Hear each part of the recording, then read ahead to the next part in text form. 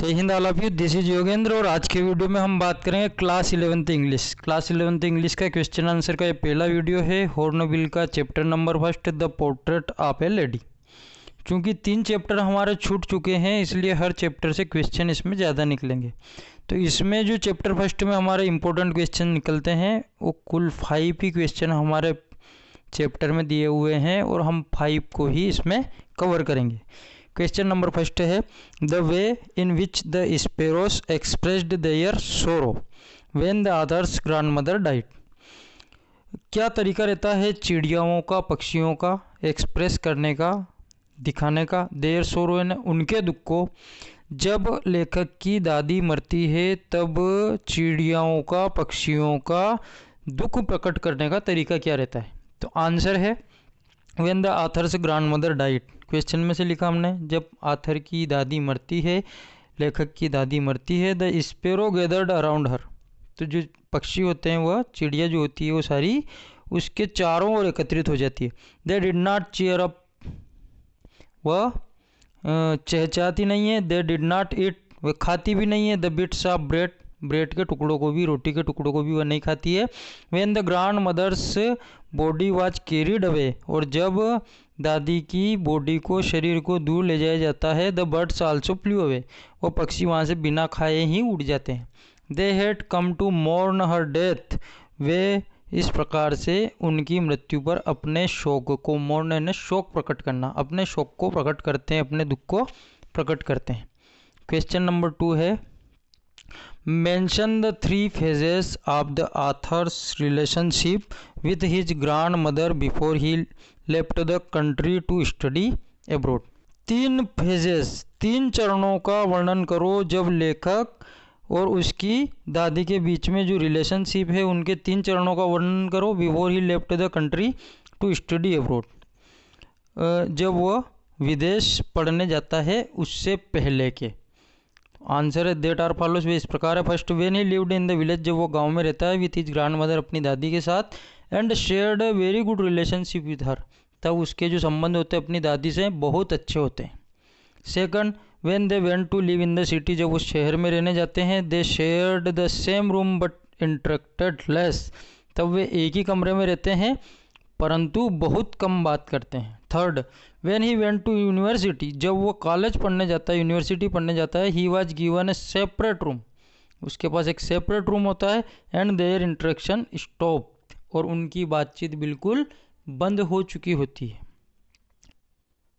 Question 3 है, mention 3 ways in which the authors grandmother spent her days after he grew up. उन दिनों का वर्णन करो जब लेखक की दादी अपने दिनों को गुजारती है, जब लेखक ग्रू अप, बड़ा हो जाता है।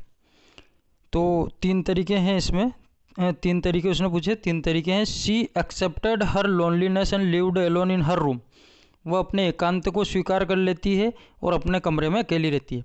She spent her time in reciting prayers while spinning, और वह अपने समय को अपनी प्रार्थना को गाने में व्यतीत करती है और चरखा चलाते हुए अपनी प्रार्थना को गाते हुए व्यतीत करती है। शी फेड द बर्ड्स, और तीसरा काम वो करती है, वो पक्षियों को खिलाती है, पक्षियों को दाना डालती है, इस प्रकार से अपने समय को व्यतीत करती है। क्वेश्चन नंबर 4 है हमारा, mention 3 reasons why the author's grandmother was disturbed when he started going to the city school. उन 3 कारणों का उल्लेख करो जब लेखक की दादी डिस्टर्ब हो जाती है जब लेखक शहर के स्कूल में पढ़ने जाता है। She did not like subjects like science or English, English और विज्ञान जैसे विषयों को वो पसंद नहीं करती है। There was no teaching about God and the scriptures, वहाँ पर विद्यालय में ईश्वर और धर्म ग्रंथों के बारे में कुछ भी नहीं पढ़ाया जाता है।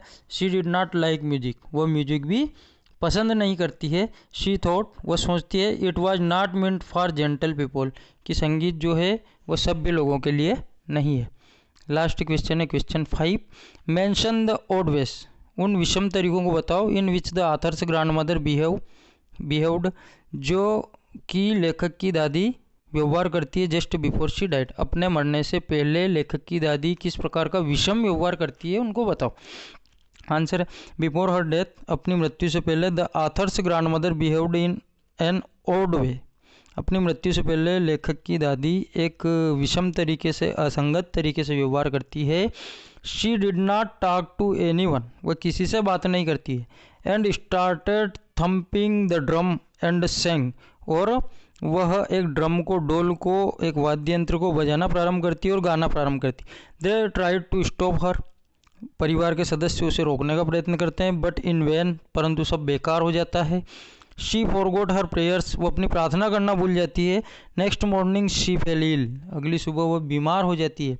She realised that she had forgotten her prayers, और उसको एहसास होता है कि वो अपनी प्रेयर करना, प्रार्थना करना भूल गई है। And her and was near, और उसका अंत अब बिल्कुल पास आ गया है। So she started counting the bats and praying, और इसलिए वह माला फेरना शुरू करती है और प्रार्थना करना शुरू करती है। She stop talking to everyone, वह प्रत्येक व्यक्ति से बात करना बंद कर देती है।